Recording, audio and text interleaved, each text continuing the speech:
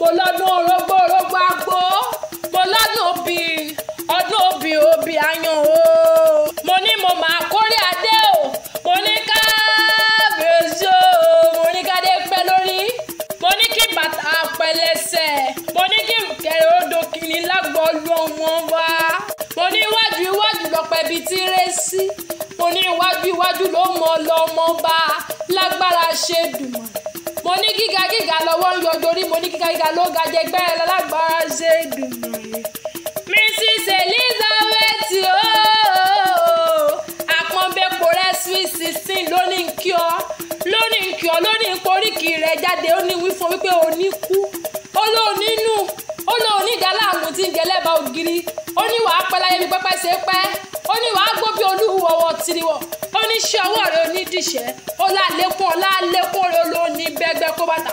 ó ní rere lọ́jọ́ gbogbo lórí rẹ̀ apẹ́rẹ́, ó lórí rẹ̀ àpèsè, ó lọ́jọ́ ìbílẹ̀ òní wà ní lọ́jọ́ ẹkún fún ọ, ó ní bí kú bá ń bẹ́ẹ̀ lóde aya fún ọ, bárún bá ń bẹ́ẹ̀ lóde aya fún ọ, dúdú oṣù, mo lóò dúdú bí ìkóró òṣì, mo lẹ́wà rẹ̀ ń taná jáde, mo ní wọ́n tó mọ́wọ́ ọ̀sẹ̀ tí gbogbo ọkùnrin ń pa lọ́lọ́, pẹ́pẹ́lẹ́ Yorùbá jáyẹ ni àyà jálè ẹni, mo rádékẹ́ tó posh, mo rádékẹ́ tó fresh, mo ní ṣe bó náà ní gbogbo ọkùnrin rí tó ń kúlé lórí o.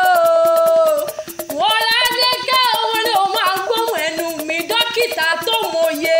mo ní ṣé ọwọ́ rẹ̀ wá ní diṣẹ́ lágbó ọlọ́wọ́n bá. Mo lólùwà yóò mọ gbọ́wọ́ rẹ̀ túbọ̀ máa wọ àwọn èèyàn sàn lágbára iṣẹ́ Èdùmàrè. Mo lọ́kọ̀ ọba àdọ́bò wá ní sọ́ọ̀lẹ́sẹ̀, mo ní jẹ́ ń sáré ṣe wéréwéré, mo ní jẹ́ ń sáré ṣe wàràwàrà jẹ́ ń jíṣẹ́ Elizabeth rán mi, ó ní mú ọ̀rẹ́ lọ́ba tó bí ọlọ́mọ gangan, ó lọ́mọ ìgbàjọ ni ọ́, àmọ́ kí n tó mọ ọdẹ ìlú gbàjọ, mo ní jẹ́ ń sáré fẹsẹ̀ kan dé ìlú Ọ̀ṣun tó tẹ̀lé ń dó ọmọ Ọ̀ṣun o. Mo ní ṣe bẹ́ẹ̀ lọ́mọ odò kan tí wọ́n ń pè é lọ́sùn, ọmọ atẹ́nigbọ́ lódò ìdẹ, ogun tí wọ́n yà lọ ogún ilé, a kì í bómi sọ tó omi labu ẹ̀ omi labu mu, ìlú Àró oríkì abala Sálámù olóró kígbo nílé ó tún gbàlejò òkè ọmọ yẹyẹ Ọ̀ṣun yẹyẹ àtẹwọ́gbẹ̀jọ oyún lábẹ́bẹ̀ ẹlẹ́ẹ̀lẹ́ Àró olóde ẹ̀gà ṣuṣu ní yàrá ewúrẹ́ ògùn tí ń jẹ ẹlẹ́sẹ̀ gbàgede ní tí ń jẹ àgbẹ̀ ògùn tí ń jẹ ẹlẹ́sẹ̀ yàrá àkọ́ gàgàrà tó lórí ọ̀pẹ̀rẹ̀ ilé téńté níbẹ̀ wọ́n ti ń pa lára tuntun gbójú obìnrin tí ń yọmọ rẹ̀ lọ fi o. Mo rádékẹ́ òun ni òun agbóhùn ẹnu mi, mo ní ṣe bí gbàjọ nílé, mo ní gbàjọ nílé bàbá rẹ̀ gangan, mo lákìní ọ́ akíkanjú obìnrin akin ló ń bírú ẹ lọ́mọ akin sóní yeye rẹ̀ abiyamọ tòótọ́ àbọ̀dá gbọ́gbọ́ pọ́nmọ́, mo lákíkanjú sóní bàbá rẹ̀ ọmọ ìgbàjọ ooo. Mo ní ṣe bẹ́yìn lọ́mọ kẹ́rù òbò lódò ọmọ ẹkùn láàfin ọba, mo lọ́mọ bàbá mọ́mú ti rìnrìn lókè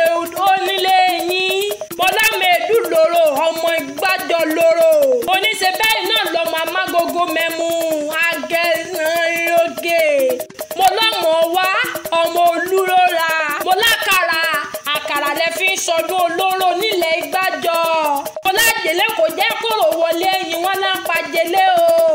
Oníjòkè ni wọ́n gbé dúró lé bàbá tó bí ọlọ́mọ gangan, mo lára ọmọ kan wọ́n délé yín, mo lájẹ wọn délé yín, mo lọ́rọ̀ gún ilé ìlà gbogbo wọn ló délẹ̀ ìgbàjọ, ọmọ olóró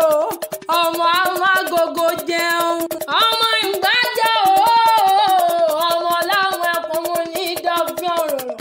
ọmọ alára tí ń dára mo lára lọmọmọdá òhun ní báwọn dáràn ò lágbára ṣe dùnmọ̀rì agúnlẹ́yinjú eyín fún jọ̀wọ́ ìbàdí àárọ̀ o. Mo ní Mrs. Elizabeth lónìí kí ọ lónìí poríkì rẹ̀ jáde.